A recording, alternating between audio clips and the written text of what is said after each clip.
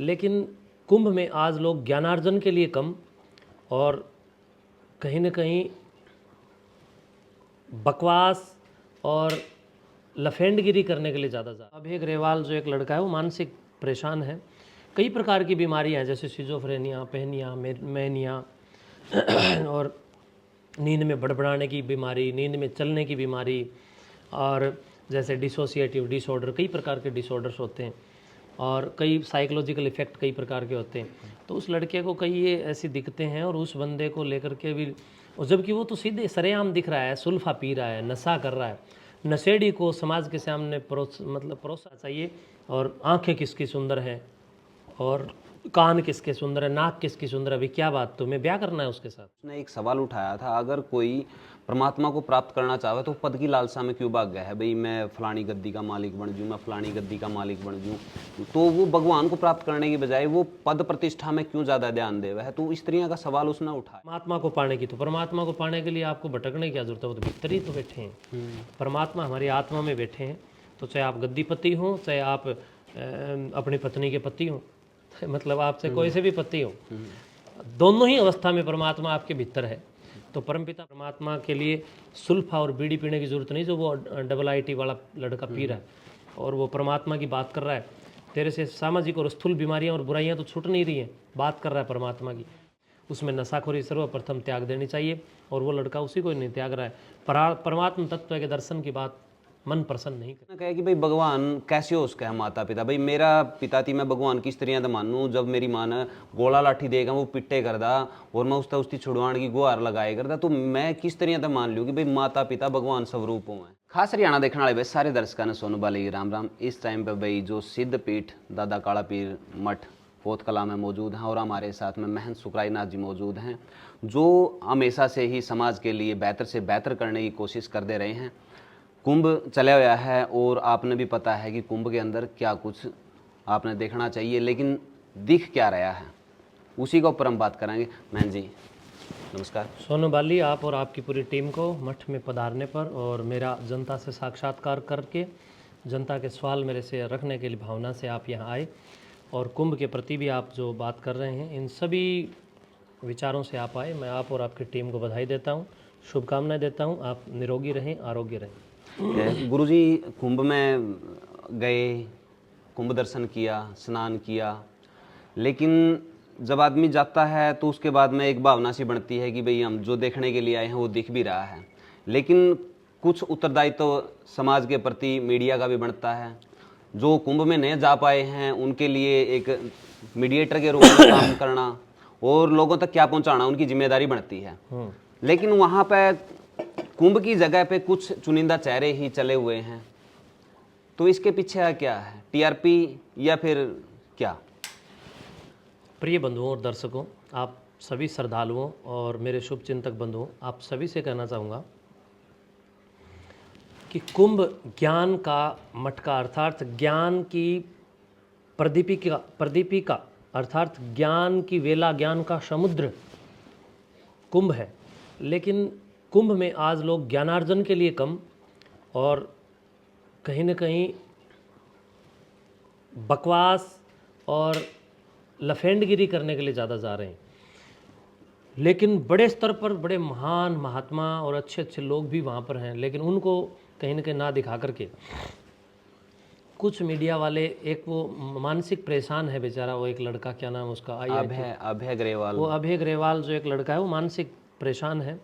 कई प्रकार की बीमारियां हैं जैसे सिजोफ्रेनिया, पहनिया, मैनिया और नींद में बड़बड़ाने की बीमारी, नींद में चलने की बीमारी और जैसे डिसोसिएटिव डिसऑर्डर, कई प्रकार के डिसऑर्डर्स होते हैं और कई साइकोलॉजिकल इफ़ेक्ट कई प्रकार के होते हैं। तो उस लड़के को कई ये ऐसी दिक्कतें हैं और उस बंदे को लेकर के भी, और जबकि वो तो सीधे सरेआम दिख रहा है, सुल्फा पी रहा है, नशा कर रहा है, नशेड़ी को समाज के सामने परोसा जा रहा है।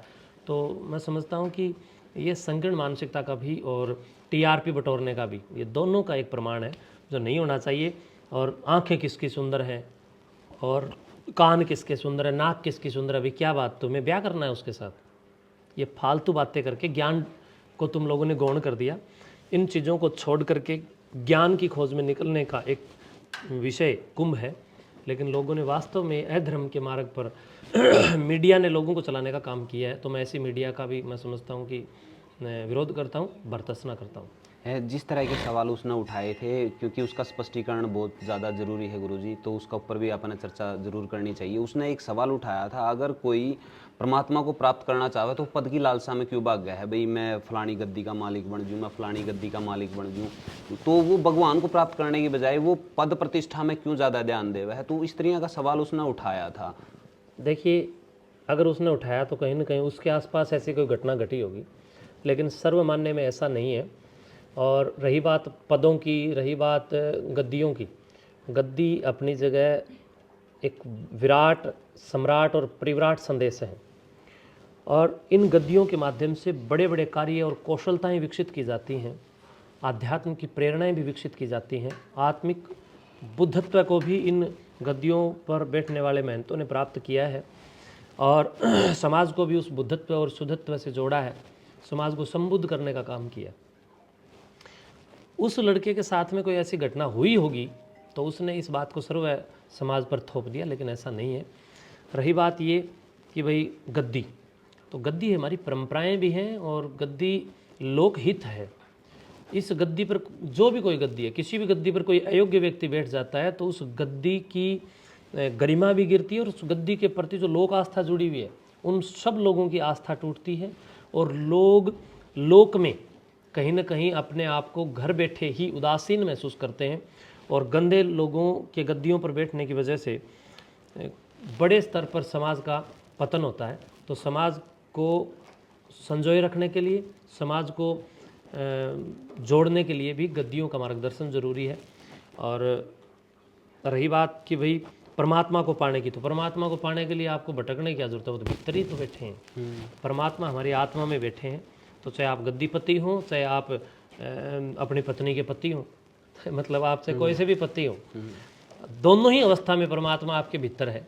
तो परमपिता परमेश्वर, ईश्वर, जगदीश्वर हमसे कभी भी डिस्कनेक्ट नहीं है, वो हमारे से हमेशा कनेक्टेड है, वो जुड़ा रहता है। प्रत्येक कण कण में, प्रत्येक जीव में वो विद्यमान है। हम सब के वो रक्षक और रचयिता हैं। तो इसलिए परमात्मा के लिए सुल्फा और बीड़ी पीने की जरूरत नहीं जो वो IIT वाला लड़का पी रहा है और वो परमात्मा की बात कर रहा है। तेरे से सामाजिक और स्थूल बीमारियां और बुराइयां तो छूट नहीं रही हैं, बात कर रहा है परमात्मा की। तो इसलिए सबसे पहले हमें हमारे महापुरुषों के उन आदर्शों को फॉलो करना चाहिए जो आदर्श सामाजिक स्थितियों को समरसता देने का और समृद्ध बनाने का प्रयास करते हैं। उसमें नशाखोरी सर्वप्रथम त्याग देनी चाहिए और वो लड़का उसी को नहीं त्याग रहा है। परमात्म तत्व के दर्शन की बात मन प्रसन्न नहीं करेगी उस लड़के के मुख से। गुरुजी, उसने एक सवाल बहुत बड़ा खड़ा कर दिया। जिस तरह हम अपने माँ बाप को भगवान स्वरूप मानते हैं, देखते हैं और उसी रूप में उनकी पूजा भी करा, उनकी सेवा करा, तो उसने कहा कि भाई भगवान कैसे हो उसका है माता पिता। भाई मेरा पिता थी, मैं भगवान किस तरह का मानूँ जब मेरी माँ ने गोला लाठी देगा वो पिट्टे करदा और मैं उसकी छुड़वाण की गुहार लगाए करदा, तो मैं किस तरह का मान लूँ कि भाई माता पिता भगवान स्वरूप में हैं। देखिए, भगवान का अर्थ सीधे मायने में वो नहीं है जो सब कुछ रचयिता है, जिसने सूर्य बनाया, चंद्रमा बनाया, अंतरिक्ष बनाया, पूरा भूगोल खगोल जिसने बनाया, उससे भगवान शब्द का लेना देना नहीं है, वो तो परमात्मा है। यहाँ भगवान का अर्थ लोक व्यवहार में अपने आदर्शों को भी दे दिया गया। जैसे योगेश्वर राम को भी लोग भगवान कहते हैं, योगेश्वर श्री कृष्ण को भी लोग भगवान कहते हैं, जबकि ये महापुरुष ही तो थे और हम इनको भगवान कहें तो अतिशयोक्ति क्या है। तो माता पिता को भी भगवान इसलिए कहा जाता है कि वो माता पिता बचपन में लालन पालन करके हमारी इतनी निर्माण स्थिति को कायम बनाते हैं जिससे हम आज बनते हैं। तो इसलिए हमारे बचपन की जो नींव है वो माता पिता के आशीर्वाद से ही पनपती है और मजबूत होती है। लेकिन उस लड़के के माँ, देखो बहुत सारे परिवार ऐसे हैं जिनमें जो माँ बाप है वो माँ बाप नहीं बन पाते हैं, माँ बाप है वो इंसान नहीं बन पाते हैं। तो इस प्रकार के कोई 1 2 4 दानव कहीं हो जाते हैं तो पूरी मानव संस्कृति उसके लिए कटघरे में खड़ी नहीं हो सकती। और रही बात उस लड़के की, अभय की, अभय के साथ अगर ऐसा हुआ है तो मैं तो उसके लिए भी कहूँगा कि बिल्कुल गलत किया उनके पिताजी ने, उनकी माताजी को मारा, या और भी उन्होंने कोई गतिविधियां अगर असामाजिकता की हैं तो गलत की है। एक बच्चे को सबसे ज़्यादा प्यार की आवश्यकता होती है बचपन में। उसने जो माँ बाप अपने बच्चे को बचपन में लाड प्यार दुलार नहीं देता, मैं ऐसे लोगों को ये मानता हूँ वो वास्तव में माँ बाप होने के लायक नहीं है। क्योंकि काफ़ी सारे जब मीडिया उसने उससे बात की तो उसका दर्द निकल कर सामने आया, तो उसने बताया कि भाई मैंने मेरा बाप तक ये बोला था, भाई जिंदगी में पैसा ही सब कुछ नहीं, मैंने प्यार भी तो चाहिए, मैं आपकी औलाद हूँ तो मेरे को प्यार भी तो दो ना। लेकिन उसने क्या किया कि तेरे को इसी दिन के लिए पढ़ाया लिखाया था क्या, आप पे इतना खर्चा कर रखा है, फलाना दिगड़ा है। तो बहुत ज़्यादा प्रताड़ना का शिकार, इतना डिप्रेशन में चला गया वो बंदा। तो नहीं बोले, फिर मेरा सारा तो मोह भंग हो गया, मैं निकल लिया बस। ऐसा एक अभय ही नहीं है, बल्कि बहुत सारे ऐसे लोग हैं जो इस प्रकार की गतिविधियों से परेशान होकर के वास्तव में ऐसा कर लेते हैं। मेरे पास बहुत समाज के केस आते हैं, बहुत लोग इस प्रकार के मिलते हैं आकर के। और ऐसे समाज से अगर हमें छुटकारा पाना है तो गुरुकुलों की शिक्षा से हमें अपने आप को अभिसिंचित करना ही होगा। जब से ये नैतिक शिक्षा से समाज दूर हुआ है और गुरुकुलों की शिक्षा से दूर हुआ है, ऋषिकुल, आर स्कूल ये जब से नष्ट हुए और ये आधुनिकीकरण की जो चकाचौंध जो चली, इस चकाचौंध में ये समाज भौतिक रोग रागों में इतना फंस गया कि भोगों में ही चला गया। और करनी थी भक्ति, कर बैठे भोग।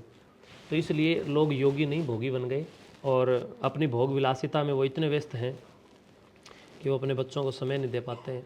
अपने आप के ईगो को वो कहीं चोट समझते हैं कि बच्चा उनसे कोई बात करे। तो बच्चों को प्यार की वास्तव में आवश्यकता होती है, इसमें कोई कदाचित विचार करने की ज़रूरत नहीं है। मैं तो सभी से निवेदन करूंगा, अपने बच्चों को वास्तव में लाड प्यार दीजिए। हम तो मैं एक सन्यासी हूँ, फिर भी मैं दूसरे साधु संत जो अच्छे हैं मैं उनको बहुत लाड प्यार देता हूँ। आम जनता मेरे पास आती है, हम छोटे छोटे बच्चे मेरे पास आके मेरे चारों ओर से कई बार तो बाहर होता हूँ तो बिल्कुल घेर लेते हैं, बहुत प्यार करते हैं। बच्चे तो है ना वो बिल्कुल कोरा कागज़ हैं, कोरे कागज़ पर आप जो चाहो लिख सकते हो, तो बच्चे भी इसी तरह हैं, आप उनको जैसा चाहो बना सकते हो। तो इसमें अभय बिल्कुल ठीक कह रहा है। समाज की संकीर्ण मानसिकता इतनी उत्तेजित है कि समाज का एक बहुत बड़ा वर्ग अपने ही बच्चों के निर्माण और जीवन निर्माण में असफल हो जाता है। उसी के चलते फिर बच्चा गलत रास्ते को चुन लेता है। क्योंकि जब गांव में किसी ती इंटरव्यू कराया था तो उसकी 15 किले आवे हैं, सारा परिवार नौकरी पेशा वाला है, पैसे की कोई कमी नहीं है, उसके पास में भी करोड़ों का पैकेज था। लेकिन जो जो पारिवारिक शांति थी ना वो भंग हो गई थी, बिल्कुल मानसिक रूप से वो प्रताड़ित हो गया था। तो पैसा उसको शांति नहीं दे पाया फिर वो। पैसे में गर्मी है, शांति नहीं है। पैसा उसी व्यक्ति के पास पच सकता है जिस व्यक्ति में 16 संस्कारों की उपमा हो। जो बच्चा बचपन में 16 संस्कारों की भट्ठी में डाला जाएगा, वो बच्चा ही परिपक्व ईंट की तरह, परिपक्व पत्थर की तरह, परिपक्व इमारत की तरह खड़ा होगा और उस वही व्यक्ति बचा सकता है पैसे को। वरना जो नई नई जो ये दौलत है ये विध्वंसकारी भी हो सकती है और सत्यानाशकारी तो वही है, इसमें कोई शक नहीं है।